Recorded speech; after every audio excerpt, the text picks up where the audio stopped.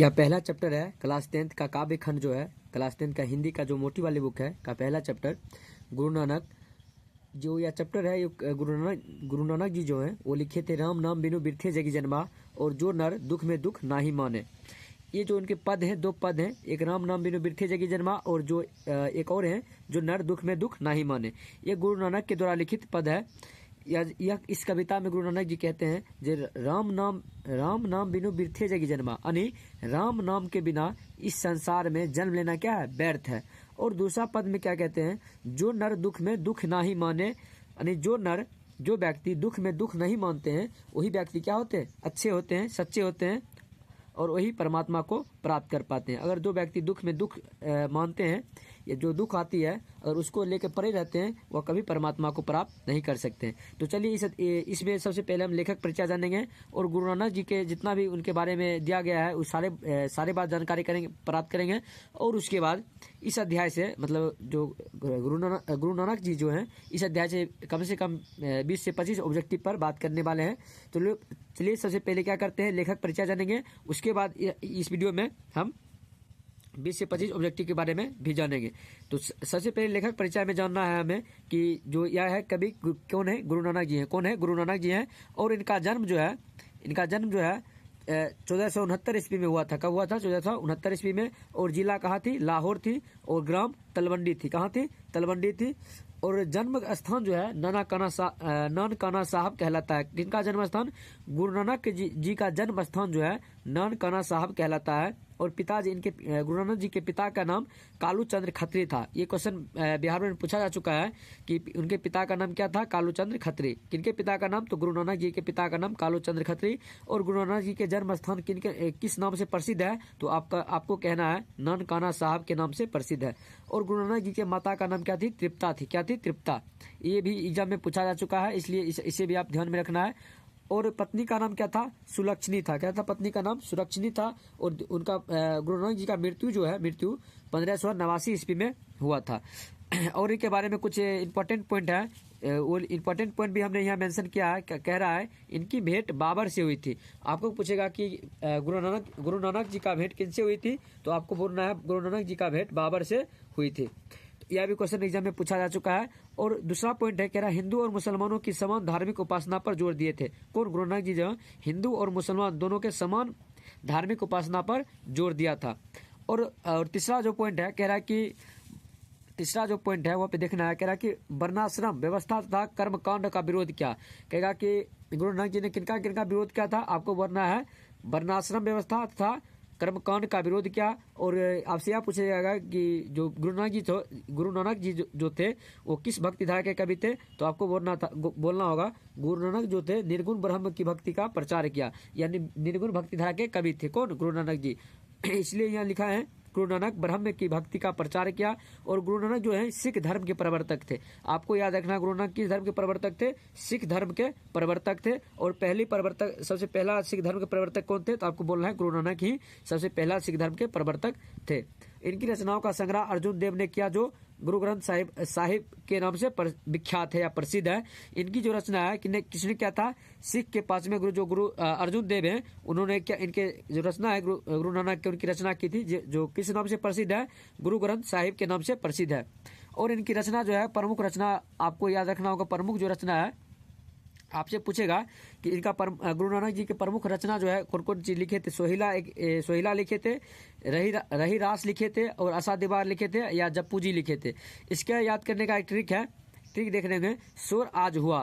सो से क्या होता है, सो से सोहिला और रो से रही रास और आ से होता है आशा दीवार। क्या होता है, आशा दीवार। और जो से होता है जप्पू जी।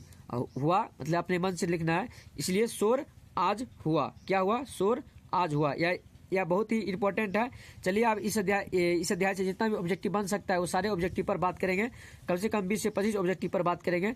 आप फिर से देख लेना, एक बार फिर से बता देते हैं कवि कौन है, गुरु नानक जी हैं। जन्म 1469 ईस्वी में, जिला लाहौर इनका पड़ता है, ग्राम तलवंडी पड़ता है। और जो जन्म स्थान है नानकाना साहब के नाम से प्रसिद्ध है। और पिताजी का नाम कालू चंद्र खत्री है, माता का नाम तृप्ता है और पत्नी का नाम सुलक्षणी है। मृत्यु 1589 ईस्वी में हुआ था। इनकी भेंट बाबर से हुई थी। हिंदू मुसलमानों के समक्ष धार्मिक और उपासना पर जोर दिए थे और वर्णाश्रम व्यवस्था तथा कर्म कांड का विरोध किया। निर्गुण ब्रह्म की भक्ति का प्रचार भी किया था। और गुरु नानक सिख धर्म के प्रवर्तक, पहले प्रवर्तक भी थे। इनकी रचनाओं का संग्रह अर्जुन देव ने, जो सिख धर्म के 5वें गुरु थे, जो कि किस नाम से प्रसिद्ध है? गुरु ग्रंथ साहिब के नाम से प्रसिद्ध है। और इनकी जो प्रमुख रचना है, सोहिला है, रहीदास है, आशा दीवार है, जप पूजी है। उम्मीद करते हैं आप अच्छे समझ लिया। चलिए इसके ऑब्जेक्टिव पर बात करते हैं। अब ऑब्जेक्टिव की ओर बढ़ेंगे। कह रहा गुरु नानक का जन्म लाहौर के किस ग्राम में हुआ था? आपको बोलना है गुरु नानक का जन्म जो है लाहौर के तलवंडी ग्राम में हुआ था। कहाँ में हुआ था? तलवंडी ग्राम में हुआ था। आप देख पा रहे हैं तलवंडी ग्राम में हुआ था। गुरु नानक का जन्म स्थान क्या कहलाता है? आपको आप पीछे ही बताए थे, गुरु नानक का जन्म स्थान नानकाना साहब कहलाता है। गुरु नानक का जन्म स्थान क्या कहलाता है? नानकाना साहब कहलाता है। 3 नंबर क्वेश्चन कह रहा है गुरु नानक का जन्म स्थान नानकाना साहब वर्तमान में कहाँ है? तो आपको बोल रहा है जो गुरु नानक का जन्म तलवंडी जो लाहौर में है, लाहौर कहाँ में पड़ती है? लाहौर पड़ती है पाकिस्तान में। यानी नानकाना साहब वर्तमान में कहाँ है? पाकिस्तान में। कहाँ है? पाकिस्तान में। और 4 नंबर क्वेश्चन देखें, गुरु नानक किस धर्म के प्रवर्तक थे? तो आपको बोलना है गुरु नानक जो है सिख धर्म के प्रवर्तक थे। 5वां क्वेश्चन है, कह रहा है गुरु नानक किस काल के कवि थे? तो आपको बोलना है गुरु नानक जो थे भक्ति काल के कवि थे। गुरु नानक किस काल के कवि थे? भक्ति काल के कवि थे। इसलिए गुरु नानक जो है राम नाम का जाप करते थे। राम नाम बिनु बिरथे जगी जन्मा, यह पंक्ति किनके द्वारा लिखी गई है? राम नाम बिनु बिरथे जगी जन्मा, यह पंक्ति जो है गुरु नानक के द्वारा लिखी गई है। और 7वां क्वेश्चन है, कह रहा है कि सिख धर्म के प्रथम गुरु कौन थे? तो आपको बोलना है सिख धर्म के जो प्रथम गुरु थे वो गुरु नानक थे। कौन थे? गुरु नानक थे। सिख धर्म के प्रथम गुरु कौन थे? गुरु नानक थे। उसके बाद देखना है, कह रहा गुरु नानक के पिता का नाम क्या था? तो आपको याद रखना है गुरु नानक के जो पिता का नाम जो था कालूचंद्र खत्री था। क्या था? कालूचंद्र खत्री था। और 9वां क्वेश्चन कह रहा है गुरु नानक किस भक्ति धारा के कवि थे? तो आपको याद रखना निर्गुण भक्ति धारा के कवि थे। गुरु नानक किस भक्ति धारा के कवि थे? तो निर्गुण भक्ति धारा के कवि थे।